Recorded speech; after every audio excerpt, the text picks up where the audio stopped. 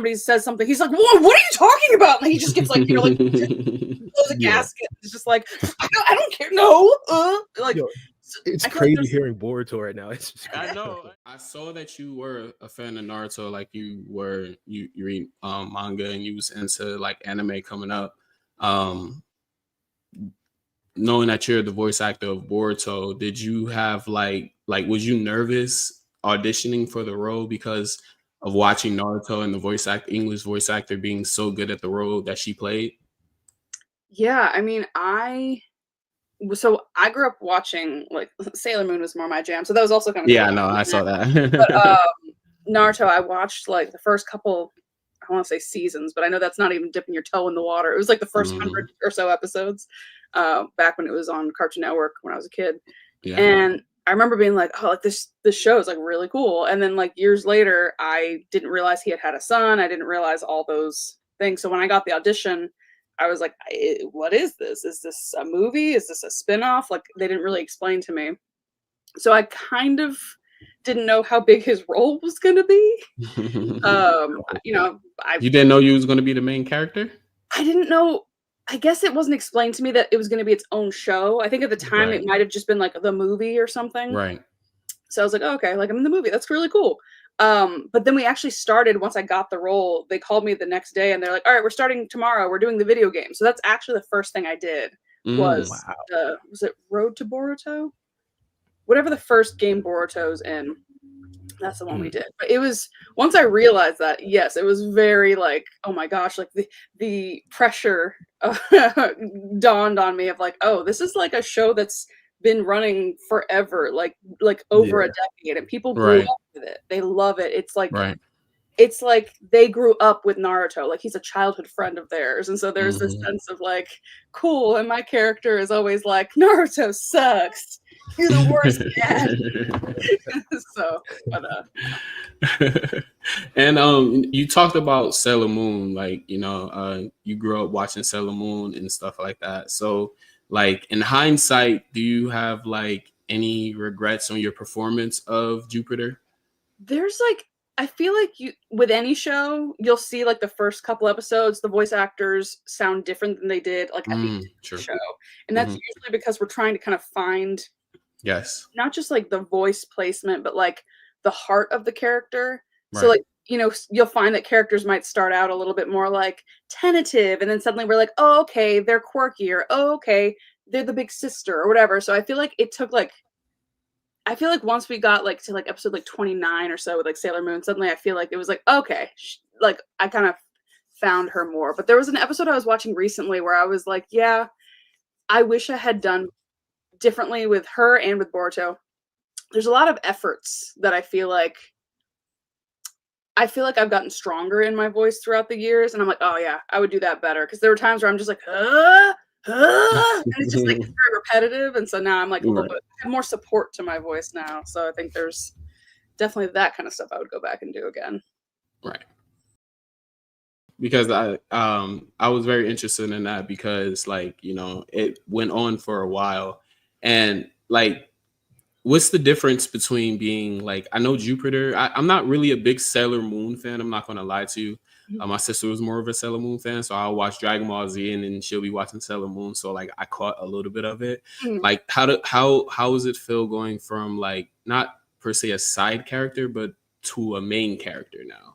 No, I mean, that it's true. She's in the main cast, but she is not the main character. The show is Sailor Jupiter. Like she's you know, like she's there, but like a lot of my lines in Sailor Moon were in unison with the other 4 girls. So like Sailor Moon was the lead. So it was definitely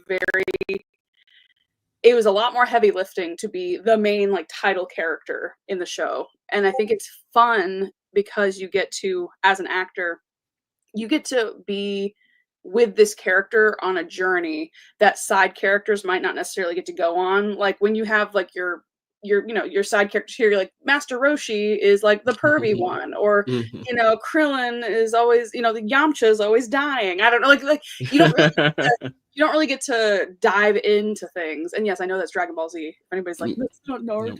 No, that's one of my favorite. We love Dragon Ball Z. We love Dragon Ball Z over here. So like you get to be like with Boruto, I get to see him when he's like being cocky. I get to see him when he's pretending not to be hurt. You know, like the nuanced feelings where he's like, I'm fine, I'm totally cool, but inside he's like crying because his dad didn't show up to his like soccer game or whatever. Like there's I get to be with him when he's like, what is he like when he's angry? What is he like when he's protective? What is he like when he's afraid? So there's so many shades that you get to examine and explore of a character when you are the lead or one of the leads versus being supporting characters. So it's been a really cool journey. We've done almost 300 episodes, so it almost feels like he's my little brother, and I've got to watch him grow up and mature over the years.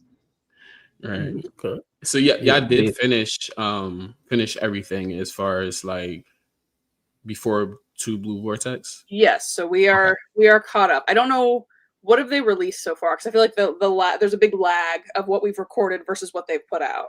Yeah, so go ahead, Bar. You talking about anime wise, what they put out? Yeah. For the dub, I guess, at least. I think they're all caught up with the dub, if I'm not mistaken. I've seen all the dub. We have all of part 1 finished. Okay. Okay. Because there was a while where we had been like recording like 1 up through 170, but they'd only released like 1 through 50 or something, and people kept asking cons like, when's it gonna come out? And they don't tell me. Yeah. So. It's been pretty recent, I believe. Okay. So, There were some other manga chapters after that point from the anime. Did you ever get a chance to record any of that? Wow. I'm trying to think. I'm like, I don't think so. Like, for example, I don't necessarily want to spoil you. Are you like following the series and not necessarily wanting So to? I want to read the manga because my boyfriend's not an anime fan, but he would come to cons with me and he wanted to understand what the heck they were talking about when they'd come up and ask questions about Boruto. So he binged the entire show and then read the entire manga. So now he's this huge Boruto nerd and he's like, oh my gosh, it gets so good, but he's trying not to spoil it too. But I'm excited because I hear it kind of matures a little bit, like it becomes a little bit of like darker or a little bit more grown up. So I'm excited for that. Pretty much. Have you watched Attack on Titan before? I watched like the first episode or so, but I was not in a place. I'm like, look. Yeah, I was gonna compare him to Aaron. I was gonna compare him to Aaron, but okay. But it's not kind of like that how he matures. Yeah. I don't know if you really know him, but he matures. I haven't seen it either. Super sad, but yeah. Yeah, because that was going to be a question of mine too. Is like I was going to leave it for like later on in the pod because Boruto, you know, as a child, he's more childlike. But in 2 Blue Vortex, I hate to spoil it for you, but you're gonna see it anyways. But he's more stoic. He's more like edgy now. Yeah. So I was wondering. My question was going to be like, how are you going to like portray that, like a more edgy side of Boruto, rather than like his kiddie side? I mean, I feel like that'll probably be in the writing as well. Yeah. Like in the sense, and also just like that's kind of the thing with dubbing is that they've already animated it. So there is a sense of like, you kind of match the emotion that's on the screen. So I kind of won't necessarily know until I see it, but like, yeah, Kid Boruto, his emotions tend to be like, oh yeah, like everything's super cool and whatever. But then like if somebody says something, he's like, whoa, what are you talking about? And he just gets like, you're like, blows a gasket. It's just like, I don't care. No.